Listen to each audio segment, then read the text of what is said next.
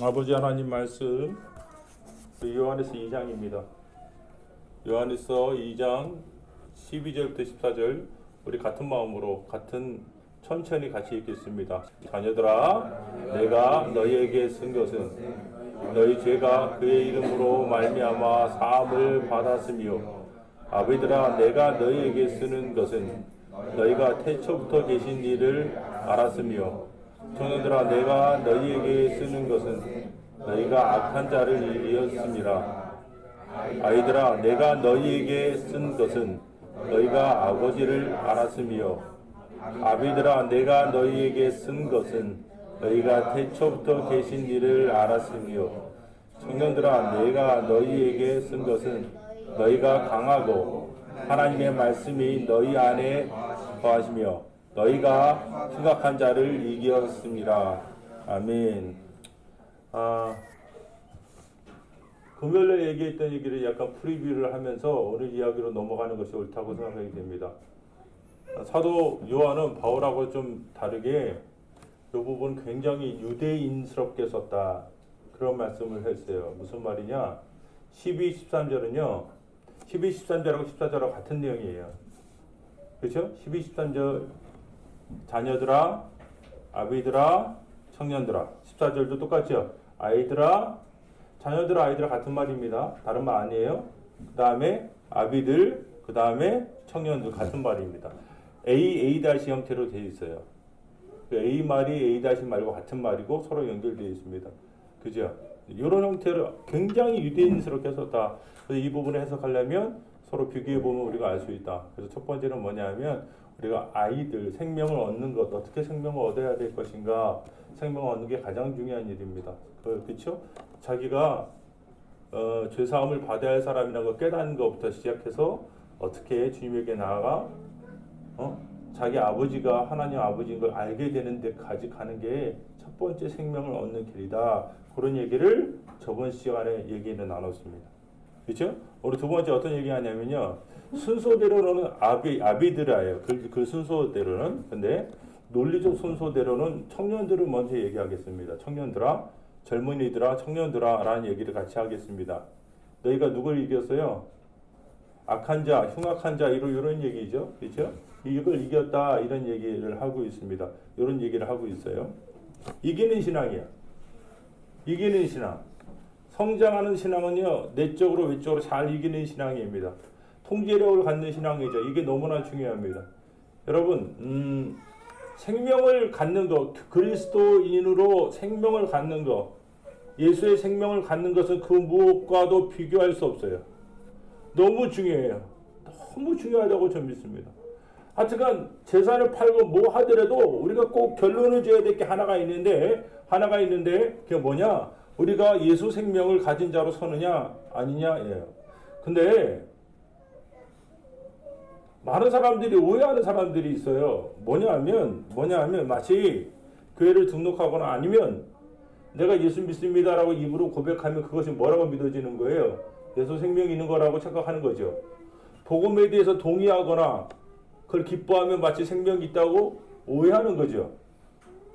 그거로 충분하지 않아요. 오늘 우리가 기억해야 될 것은 우리가 생명이 있다는 것, 우리가 예수 나무에 생명이 있다는 것. 그래서 뭐로만 결론낼 수 있습니까? 뭐로만 증명할 수 있어요? 뭐로만 증명할 수 있습니까? 그는요 열매로만 증명할 수 있습니다. 이 말이 얼마나 중요한 말이냐면요. 이 말을 굉장히 잘 기억하셔야 됩니다. 이 말이 갖고 있는 의미가 뭐냐면 마치 예수를 믿으면 극적인 변화가 있을 거라고 착각하는 사람이 있어요. 극적인 변화는 자기 내부야. 내부의 변화가 있지만 아직 삶의 자리에서는 미숙한 게 참 많아요. 어떤 분들은 예수를 인격적으로 만나면 급격한 변화가 삶에서 일어날 거라고 얘기하시는 분들이 있어요. 제가 보기에는 대부분은 굉장히 천천히 그리고 지속적으로 일어나는 게 맞아요. 왜? 오늘 나무, 열매라는 관계로 우리 안에 이 실제를 설명하고 있기 때문에 그래요. 어쩔 때는 내가 정말 예수 믿는 거 맞나? 내가 예수 생명 있는 거 맞나? 막 고민되고 그래요. 목사라고 안 그럴 거라고 생각하지 마세요. 저도 마찬가지예요. 근데 그거를 뭐로만 자기 삶의 열매로만 증명할 수 있어요. 자기한테도 누구한테도 하나님 앞에 역시 마찬가지입니다. 오늘 그러나 열매를 맺는 삶의 궁극적인 중간 단계 이게 없으면 안 되는데 이게 뭐냐면 성장하는 삶. 결론을 얘기할게요. 내적인 통제력을 갖는 거예요. 뭘 갖는다고요? 자기 안에 내적인 통제력을 갖는 거예요. 이게 너무나 중요합니다. 너무나 중요해요. 근데 오늘요 어떡하죠? 설교가 좀 길어요. 그래서 좀 감안하시고 들으시면 좋을 것 같아요.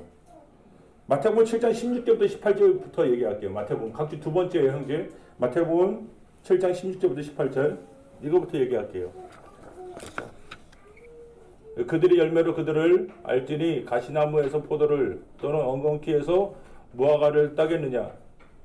이와 같이 좋은 나무마다 아름다운 열매를 맺고 못된 나무가 나쁜 열매를 맺나니 좋은 나무가 나쁜 열매를 맺을 수 없고 못된 나무가 아름다운 열매를 맺을 수 없느니라. 그렇죠. 이겁니다. 나무가 땅에 꽂아 있다고 해서 그게 열매 맺는 거 아니라고요. 그렇죠? 묘목의 단계가 있어요. 여러분 묘목 때 무슨 열매 맺어요? 안 맺어요? 안 맺죠? 묘목이 해야 될 일은 뭡니까? 부쩍부쩍 자라는 거예요. 자라지 않으면 열매 맺을 수가 없더라고요. 어떤 나무도 마찬가지예요. 궁극적으로 성장과 성숙의 결과로 열매를 맺는 거지 씨앗을 심신다고 곧바로 열매가 맺는 것은 아니더라 이거죠. 그러나 어떤 나무도 그 열매의 결과를 통하여 그 나무가 무엇인지 다시 한번요. 열매의 결과로 말미암아 그 나무가 무엇인지를 뭐 하는 거예요? 알고 판단할 수 있는 거예요. 저 사람이 잘 기도도 잘해요. 신앙이 있는 것 같아요. 죄송합니다. 끝까지 가봐야 돼요. 아직 열매가 드러나지 않으면 자기를 돌아봐야 됩니다. 그죠? 그리고 어떤 사람은 별로 이렇게 성장하지 않는 것 같아. 별로 뜨겁지 않은 것 같아. 몰라요. 함부로 얘기하지 마세요. 가봐야 알더라고요. 어느 누구도 장담할 수 없어요. 그래서 그러나 열매 맺는 분명히 열매를 맺는 성숙으로 나가 끝내 열매 맺는 나무는요. 이 성장이라는 이 중요한 포인트. 악한 자를 이기는 것, 흉악한 자를 이기는 것. 내적으로 외적으로 통제력을 갖는 것. 먼저 내적인 통제력을 소유하는 것. 이게 아주 중요한 성장점이다. 성장하는 것이라는 사실을 깨달을 수 있습니다. 저는요. 여러분 이걸 볼까요? 마태복음 16장 22절부터 24절.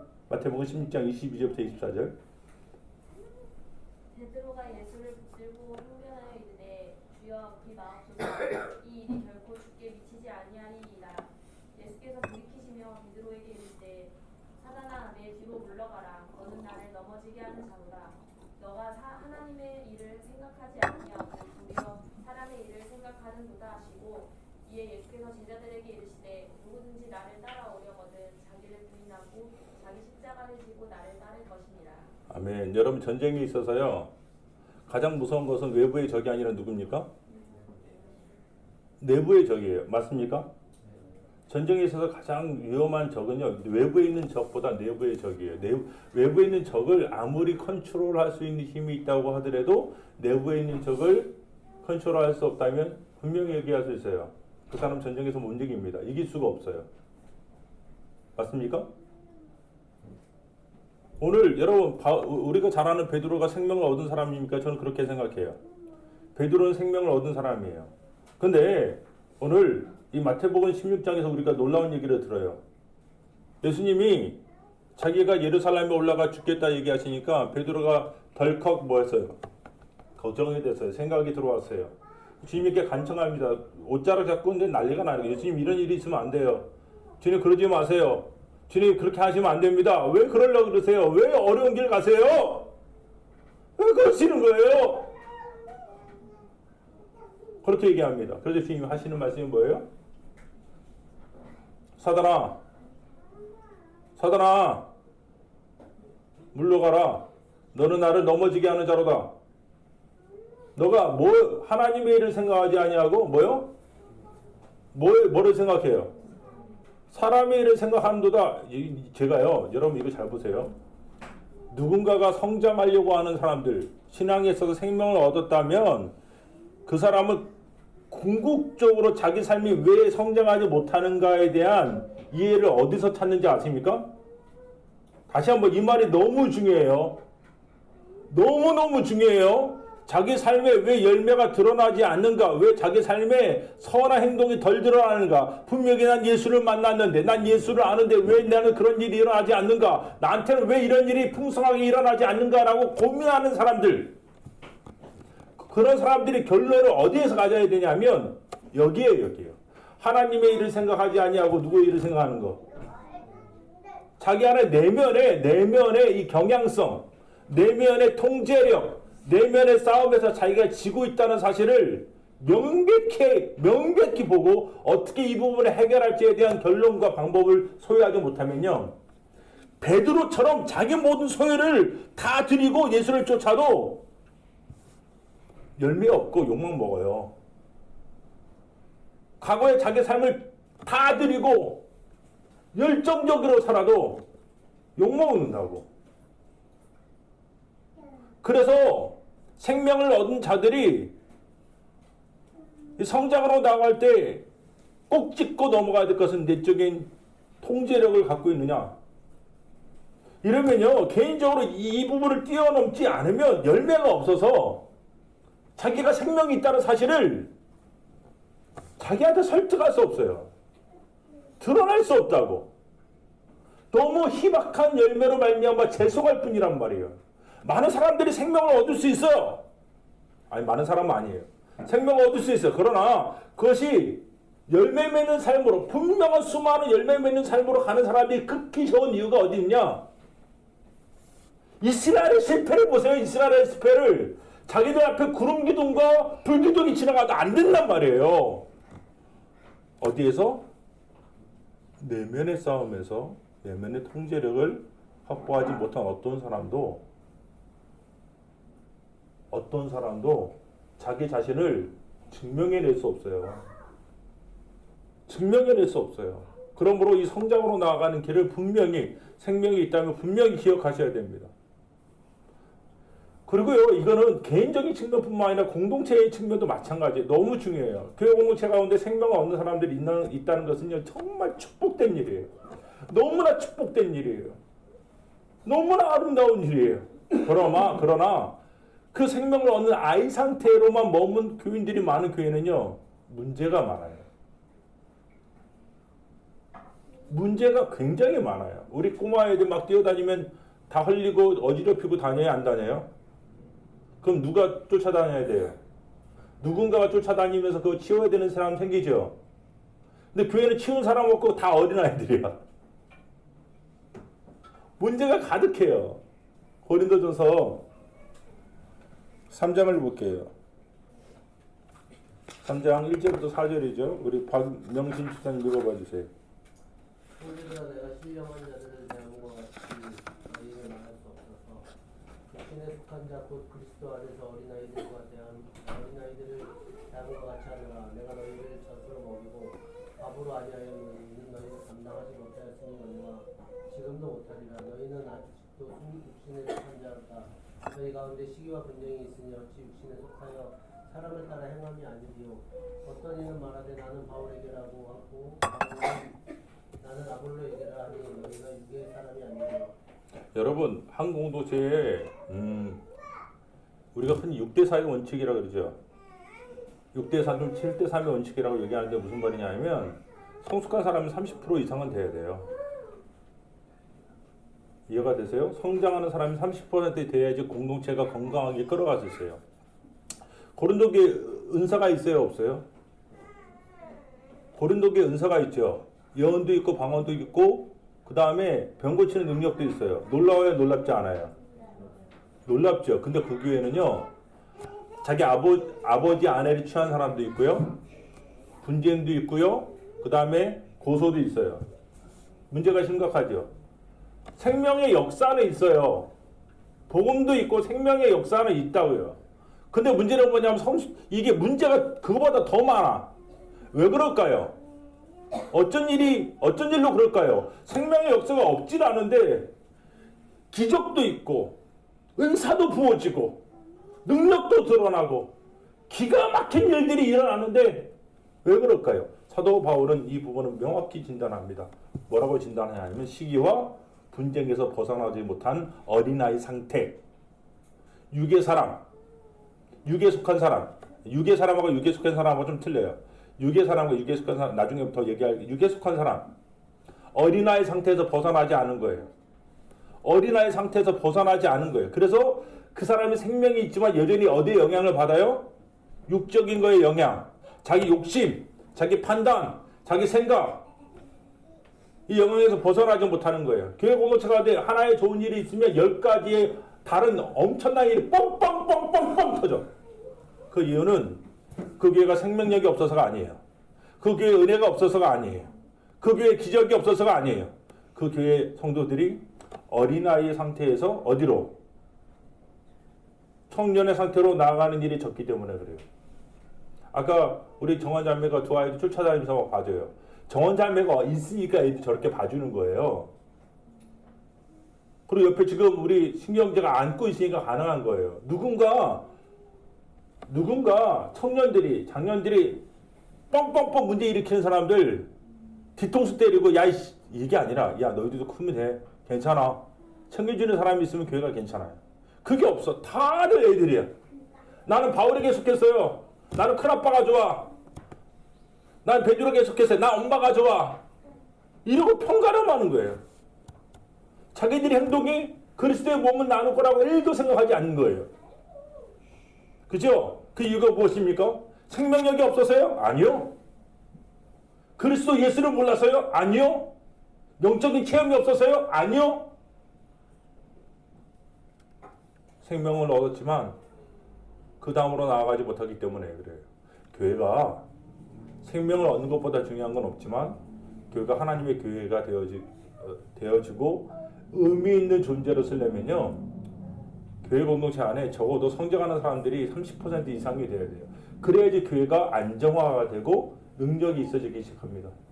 그러므로 어느 누구도, 어느 개인도, 어느 교회도 자기가 성장이라는 것을 통하여 열매로 나아가는 것이 없다면 그것이 있어야만 자기 안에 생명이 있다는 것, 자기에게 참된 생명이 있다는 것을 뭐 할 수 있어요? 자기 자신에게. 그리고 다른 사람에게 뭐 할 수 있습니까? 증명해낼 수 있어요. 이것이 꼭 필요한 겁니다. 왜 우리가 성장으로 나아가야 되냐? 생명 얻으면 된 게 아니냐? 생명 얻으면 충분하지 않는가? 우리 예수 믿어서 구원받으면 충분하지 않는가? 우리는 만족하지 않는가? 절대 아니에요. 절대 아니에요. 왜 아니냐? 그 사람이 생명 얻은 거 무엇으로 증명할 수 있겠습니까? 무엇으로 얘기할 수 있겠습니까? 그것은 그 사람이 성장을 통해서 자기 스스로의 변화와 내적인 통제력을 갖는 것, 기독교 용어로 얘기해볼까요? 거룩의 상태로 나아가는 것. 이것이 없으면 그 누구도 자기 안에 있는 생명의 역사를 자기 자신에게 그리고 공동체 안에서 공동체적으로 증명해낼 수 없습니다. 이 일이 그래서 중요한 거예요.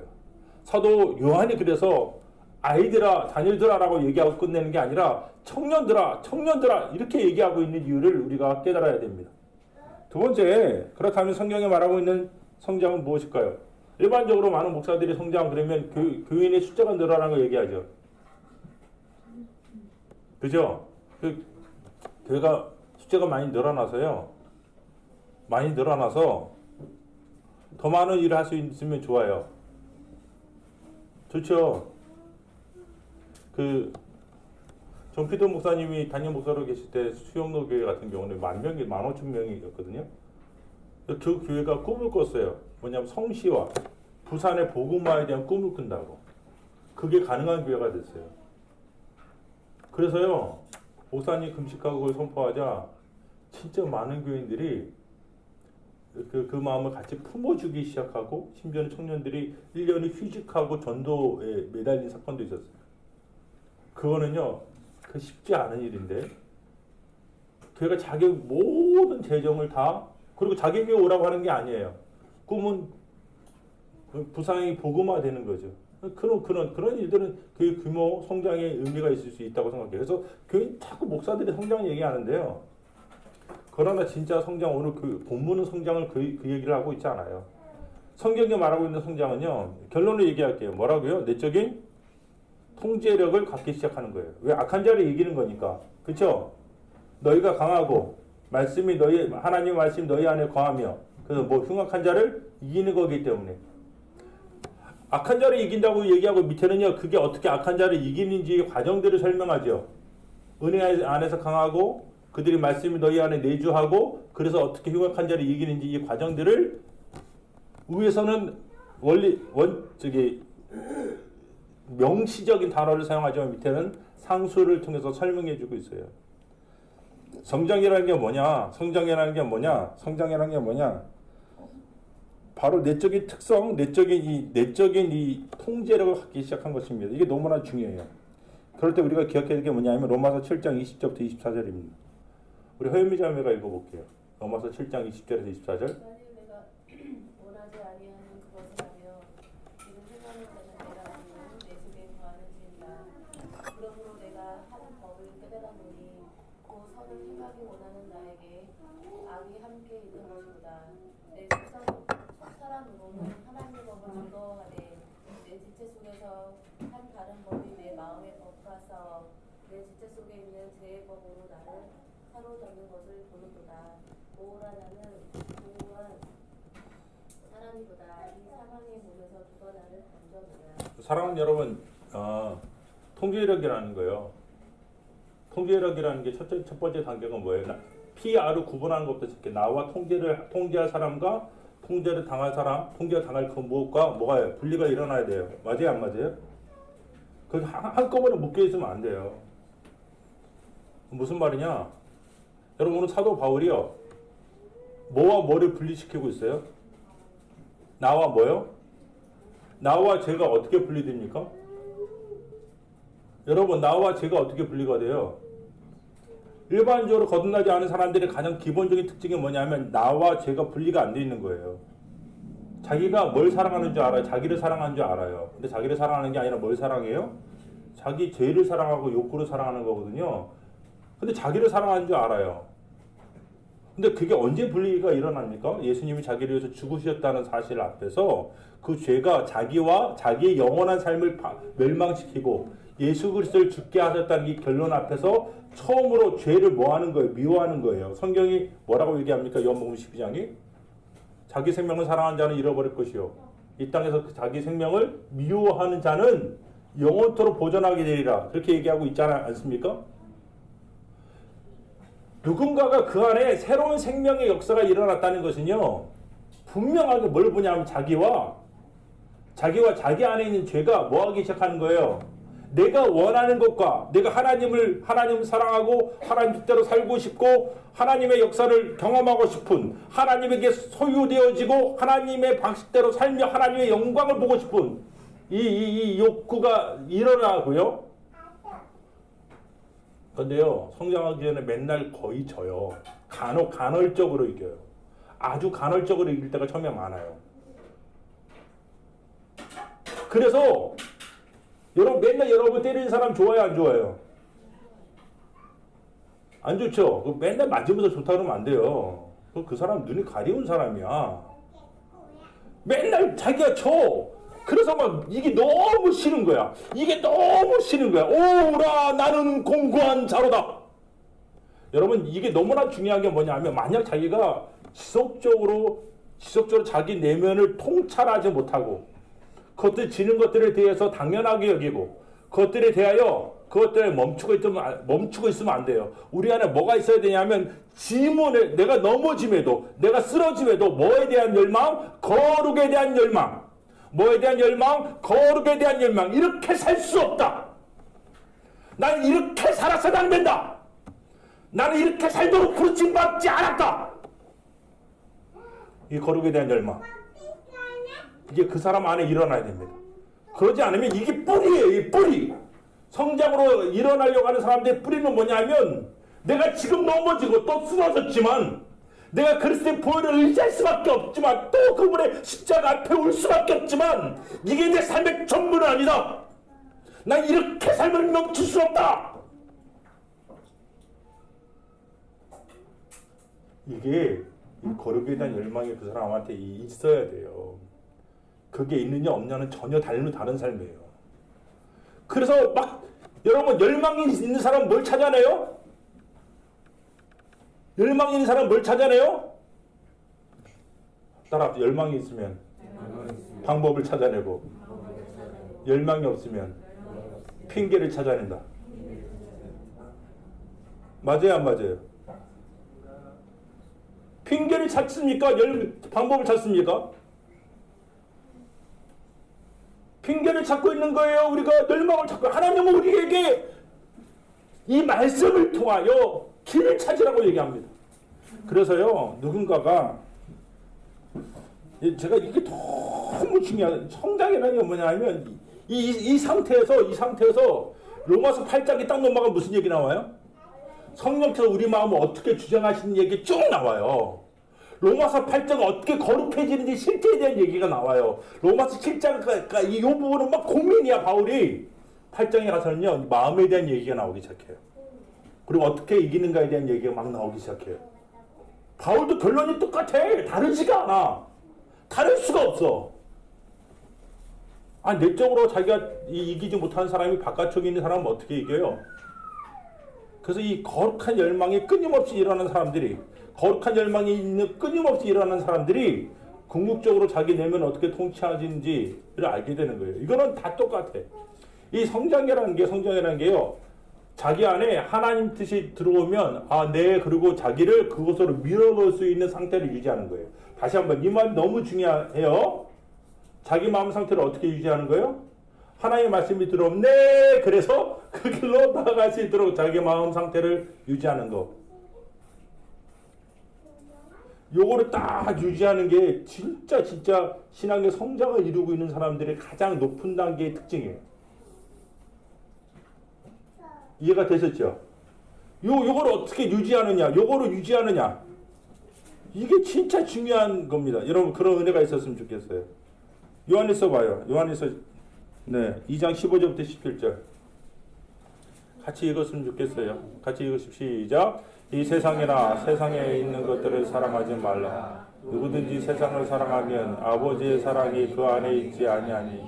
이 세상에 있는 모든 것이 육신의 정욕과 만목의 정욕과 이생의 사랑이라.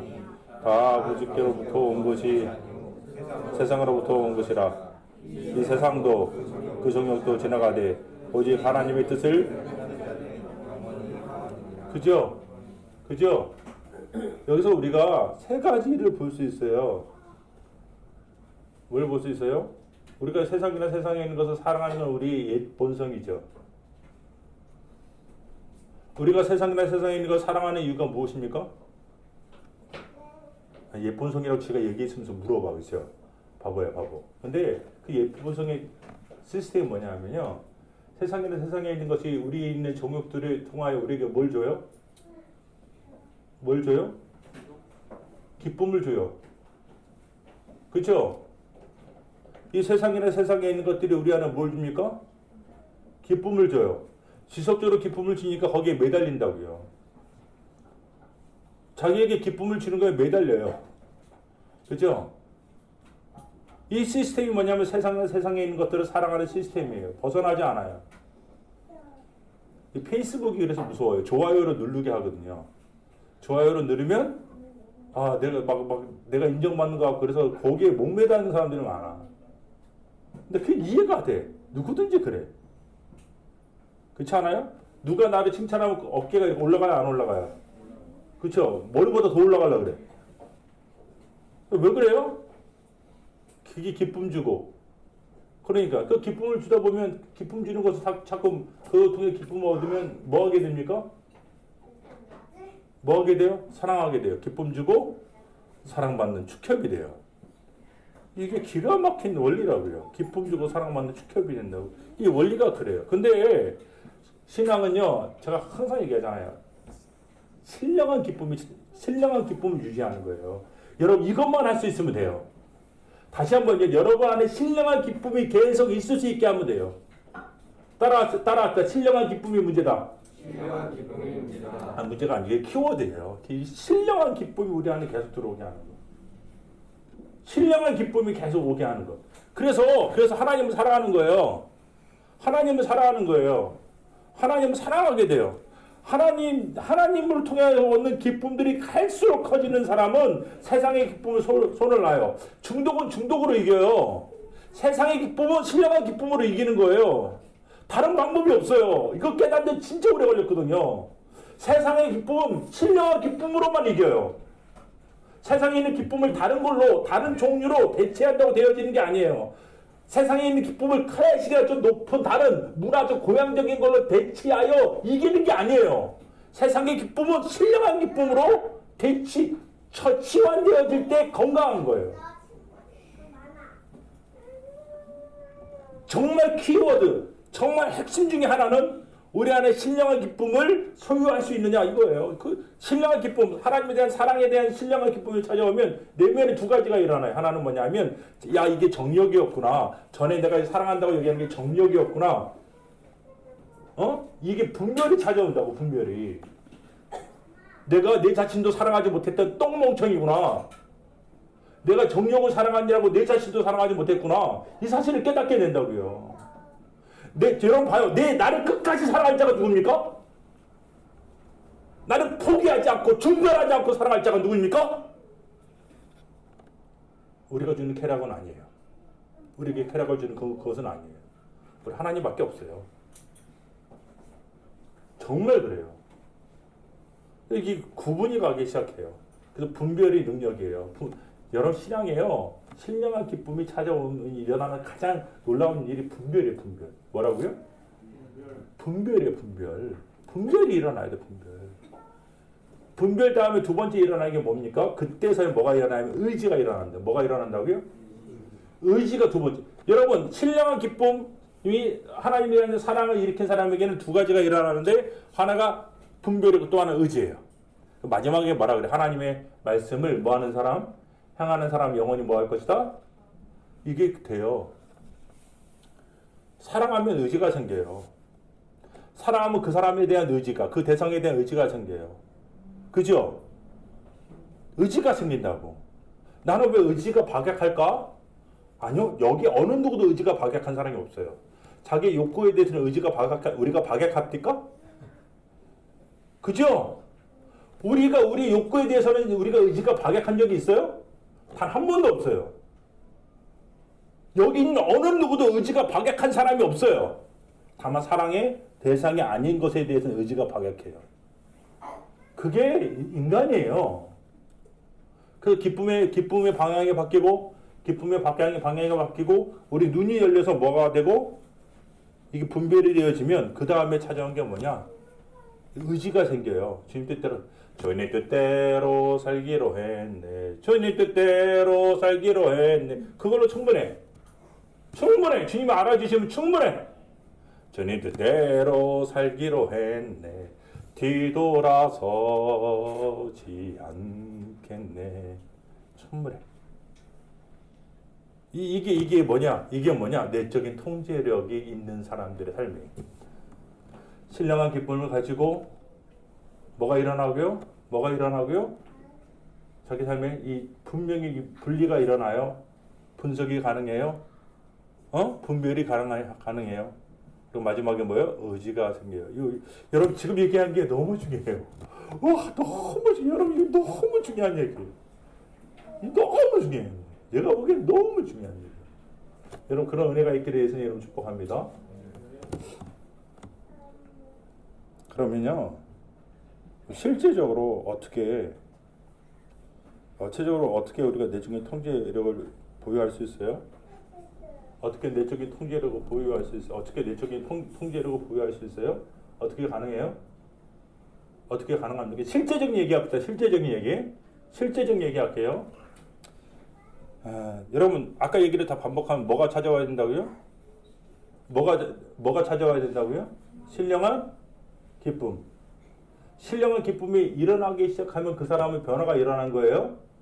아주 좋은 시작을 하고 있는 거예요. 이걸 기억하세요. 제발 신령한 기쁨이 찾아오고 그게 지속되어질 수 있다면 그 사람은 아주 좋은 시작과 좋은 상태를 가고 있는 거예요. 이해가 되셨죠? 시편 119편 103절 시작. 주의 말씀의 맛이 내게 어찌 그리 달지요. 네 배의 꿀보다 더하니이다. 저는요 단 거 먹으면 안 돼요. 농담이고요. 한때는 이 콜라가 그렇게 좋았어요. 콜라 좋아요, 안 좋아요?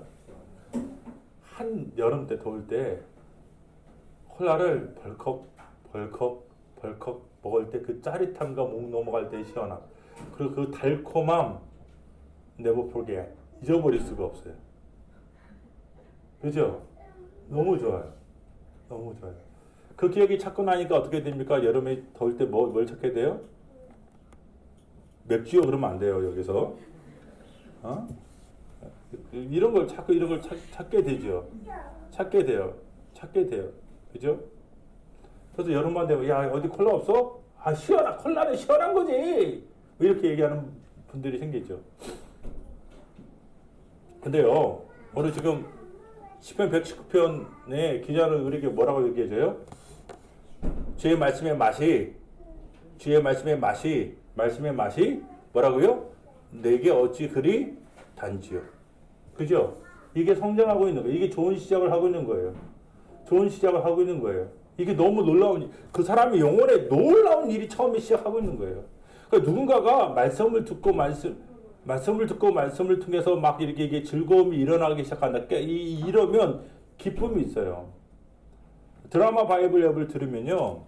아마 여러분 오래 듣고 계시는 분들이 계시기를 원하는데, 들으면 어떤 일이 일어나냐면, 처음에는요, 막 이렇게 듣다가 보면 자기가 어느 순간에 딴 생각하고 있다는 걸 발견하게 될 거예요. 그쵸?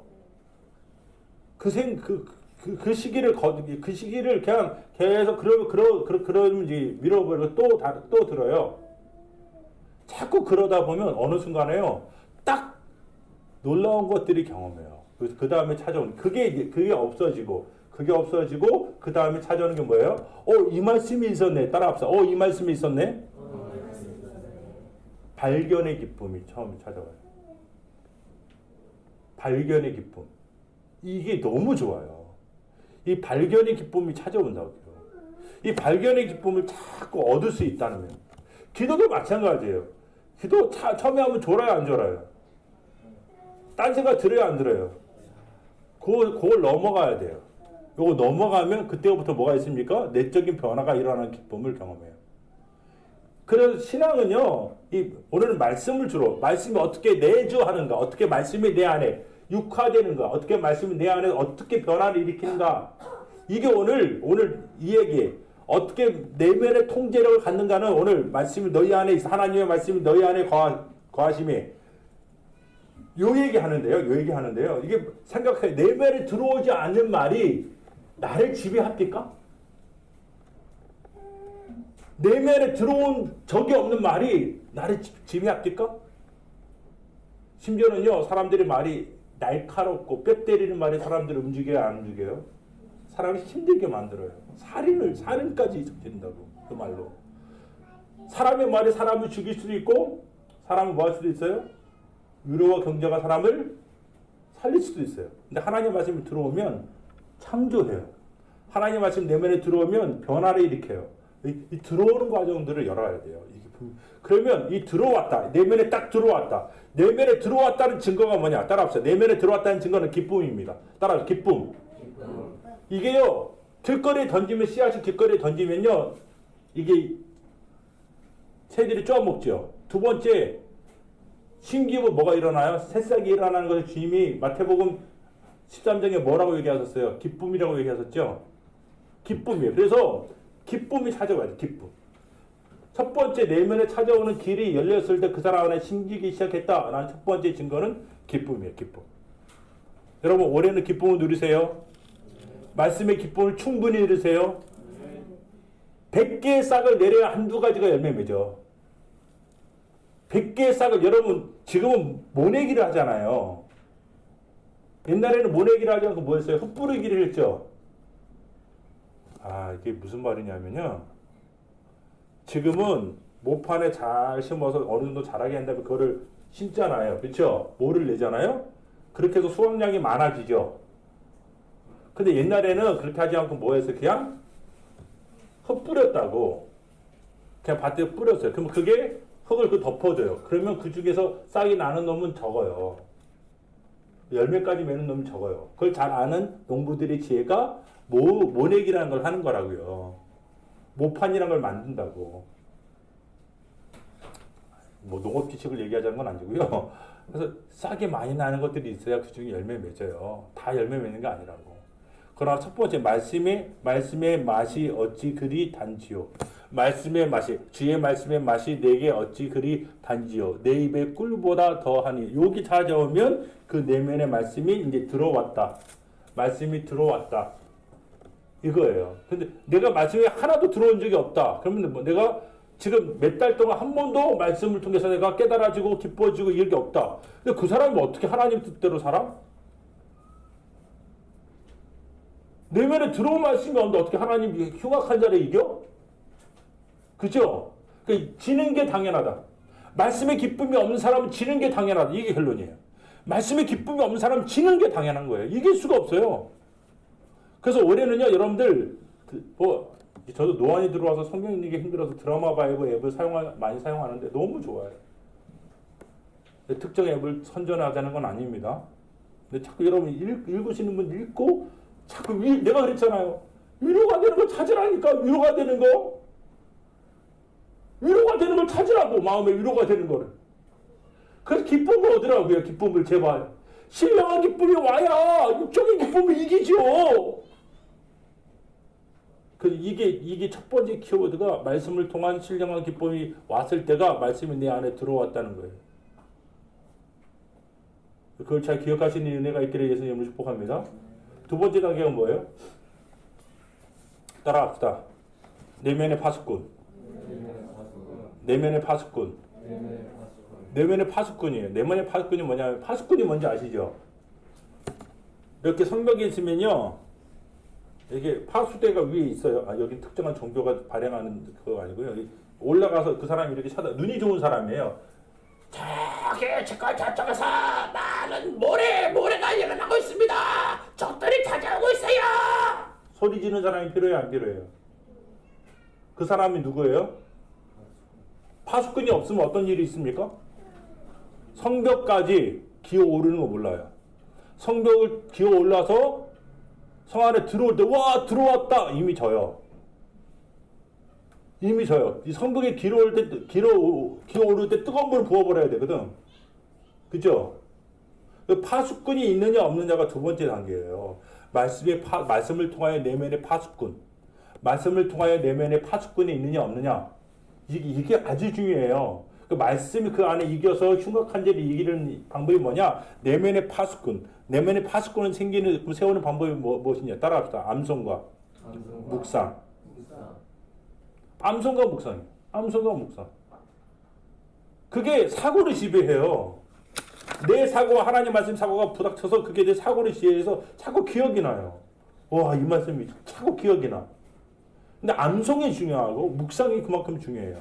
암송과 묵상이 굉장히 중요한 두 번째 내면에 하나님의 말씀이 들어오는 분명히 그 사람 안에 심기는.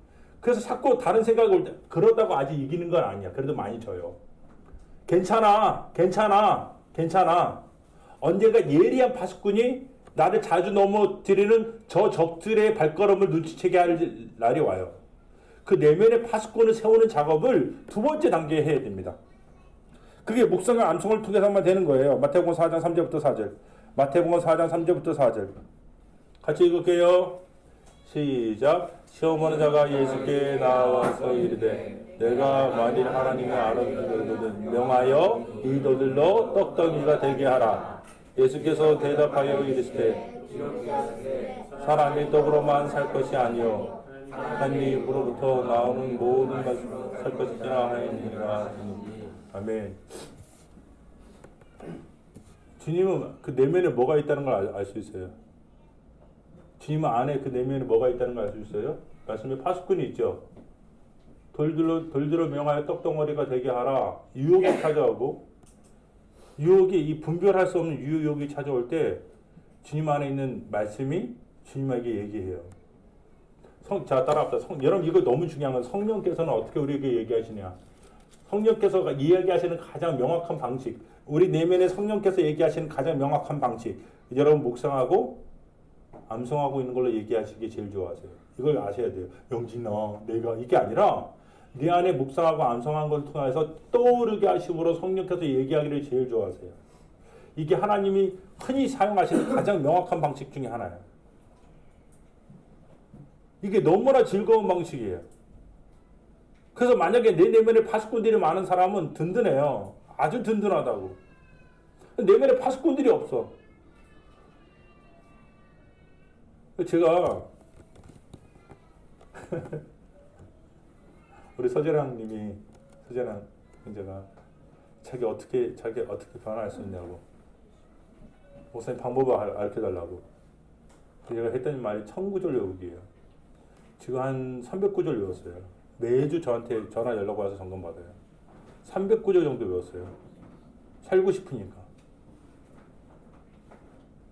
300구절 외웠어요. 300구절은 못 외웠나 보다. 하여튼 꽤 많이 외웠어요. 물어보고 다시 잃어버리더라고요. 어쩔 수 없어요. 저도 마찬가지니까. 방법은 내면에 뭐 하는 거예요? 이 구절들을 외워서 자꾸 자기 안에 파수꾼들을 세우는 거예요. 딸랑딸랑딸랑딸랑딸랑딸랑딸랑딸랑딸랑딸랑 분명히 알람을 해둬야 돼요. 알람을. 저도요. 알람을 해둬요. 12시에 알람하면 저 12시 알람을 요즘 해놓는데 그 12시 알람은 드라마 바이블 앱을 듣는 시간이에요. 알람을 자꾸 해놔요. 알람을 해놔요. 그래야 돼요. 그래야지. 그러지 않으면 안 돼요. 아, 내가 뭐 성경을 읽어야지. 안 읽어요. 그럼 어떻게 읽어요? 알람을 해놔서 내가 읽어요. 그리고 자꾸 시간을 반복한 루틴을 만들어야 돼요. 자기 삶에 반복한 루틴을 만들어야 돼요. 두 번째는요. 그 자꾸 들어서 깨달아지고 암송하는 게 생겨야 돼요. 그러니까 어떻게 여러분 그 거룩하게 살 수 있어요? 암송하면 거룩하게 살 수 있어요. 암송과 묵상이요. 내면에 기가 막힌 능력을 줘요. 암송과 묵상이 기가 막히게. 그래서 올해 여러분 내가 암송 좀 다시 해야겠다. 요런 마음을 좀 먹으세요. 그런 은혜가 있기를 예수님 축복합니다. 자기 안에 파수꾼을 세우는 작업을 하자고요. 말씀 묵상과 암송하자고. 목사님 제가 바쁜데 언제 묵상하고 있어요? 암송하라니까. 암송하면서 자꾸 시간에 텀을 두고 그 말씀을 뭐 하는 거예요? 기억하는 거예요. 그것만으로도 묵상이 돼요. 바빠서 하나님 말씀 못 봐요. 그 바쁜 게 아니라 분주한 거야. 분주하지 말고 바쁜 건 괜찮아요. 그래서 한 구절 외우고 자꾸 그걸 반복을 하면 돼요. 그런 은혜가 있기를 예수님을 축복합니다. 그게 능력을 줘요. 그게 이 말씀이 굉장한 분별력, 굉장한 예민함을 줘요. 영적인 분별력과 예민함이 아주 좋은 방식이에요. 이걸 여러분 잘 하셨으면 좋겠어요. 마지막 하나만 더 얘기하고 마무리할게요. 여러분 실천을 통해서 습관이라는 능력을 소유하는 세 번째 안에 완전히 거하는 방식이요. 습관을 형성하는 거예요. 뭐라고요? 습관을 몇 번 해야 돼요? 습관을 몇 번 해야 돼요? 습관은 무서워요, 안 무서워요? 여러분 안에 습관이라는 게 이런 게 있잖아요. 만약에 나도 모르게 뭐 하고 있어. 그럼 습관화된 거예요. 지금은 여기만 나이가 40, 50대 된 사람들 배치화이라는 걸 알아요. 배치화이. 아는 분이 있을지 모르겠다. 옛날에 도스라는 명령체계를 쓰는 사람들이 있거든. 도스. 윈도우 전에 있는 운영체계예요. 들어본 적 있어요? 네라고 크게 얘기하니까 박지선이 나이대가 대강 드러나잖아. 도스라는 게요. 이렇게 명령어를 쓰는 거예요. 클린 뭐 이렇게 하고 그렇죠? 옵션 주고 이렇게 쓰면 돼요. 그럼 이렇게 포맷대로 주고 이렇게 하는 그게 이제 도스 명령어인데요. 그 하나하나 다 써야 돼. 그래야지. 근데 그것들을 배치화이라는 걸 통해서 명령어를 같이 등록해 놓으면 그 배치화일 명령어만 딱 쓰면 쭈루루루 그 명령어들이 어떻게 됩니까? 실행이 되는 거예요. 이게 1980년대 말에 있었던 일입니다. 그렇지, 박명진 집사님? 근데 이게 습관인 거예요. 습관이라는 게 뭐냐? 딱 시동이 걸리면 어디까지? 끝까지 저절로 가는 거.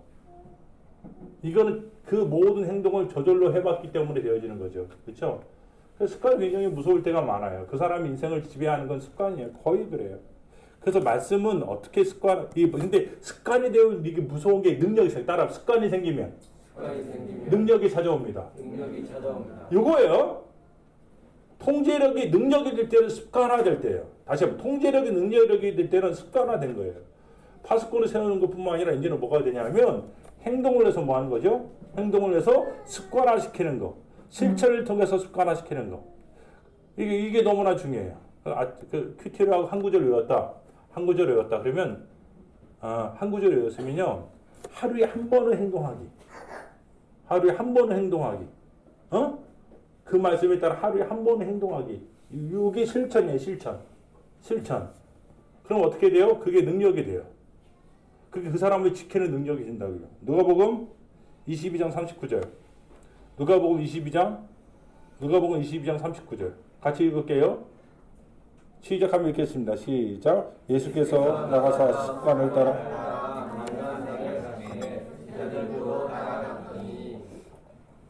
그래서 우리 안에 옛사람이 우리를 지배하는 방식이 뭡니까? 구습을 따라죠. 옛사람이 우리를 지배하는 방식은 구습을 따라요. 구습을 따라. 그 새 사람이 우리를 지배하는 방식은요. 신습을 따라.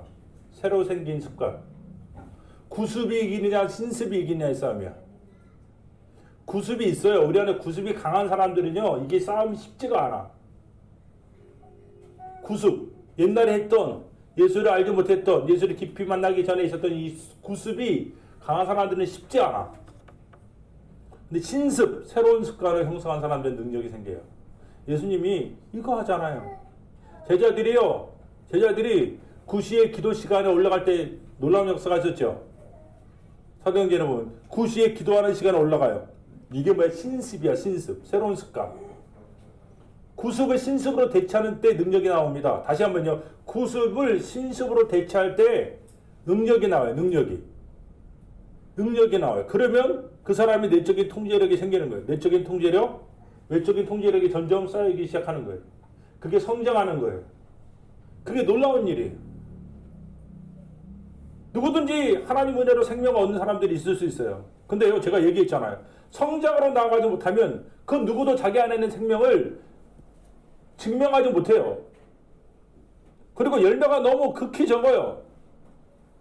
그러므로 우리는 생명을 얻었다면 어디로? 성장으로 나가야 됩니다. 그 누구든지 이 성장으로 나가야 돼. 이 성장이라는 것은요. 인원수가 말하는 게 의미하는 게 아니에요. 신앙에서 성장은 하나님의 말씀이 내주화, 내면에 있어서 자기 안에 있는 악한 생각을 이기고 하나님 뜻대로 살지 않으려고 하는 생각들을 이기고 자기의 마음을 하나님을 사랑하여 분별하고 행동할 수 있는 상태를 유지하는 거예요. 근데 그러면 그냥 되지 않아요. 말씀의 기쁨이 찾아와야 됩니다. 올해는 기쁨으로 충만하세요. 그리고 내면의 파수꾼들이 등등하게 서야 됩니다.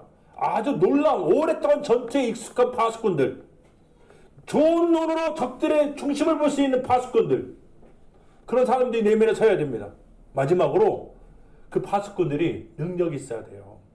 힘이 있어야 돼요. 그 실천을 통해서 습관화될 때 가능해요. 그리고 그게 지배해요. 습관이 지배하잖아요. 우리 이미 알잖아요. 옛사람이 우리를 지배하는 방식이 구습이라면 새로운 사람이 우리 안에 우리를 지배하는 것은 신습이에요. 구습이 신습화될 때 그때 우리 안에 이 통제력이 생기기 시작합니다. 이런 은혜가 있기를 예수님으로 축복합니다. 마지막에 기쁨이 찾아와야 돼요. 방법이 그거예요. 그리고 그게 즐거워서 묵상하고 암송하여 자기 안에 점차 파수꾼들이 일어나고 끝내는 한 가지 행동들이 계속 일어나 반복되어질 때 능력이 찾아옵니다. 이길 수 있어요. 이겨져요. 이기게 하세요. 이런 일들이 우리 안에 충만하기를 다시 한번 예수님으로 축복합니다. 기도하십시다.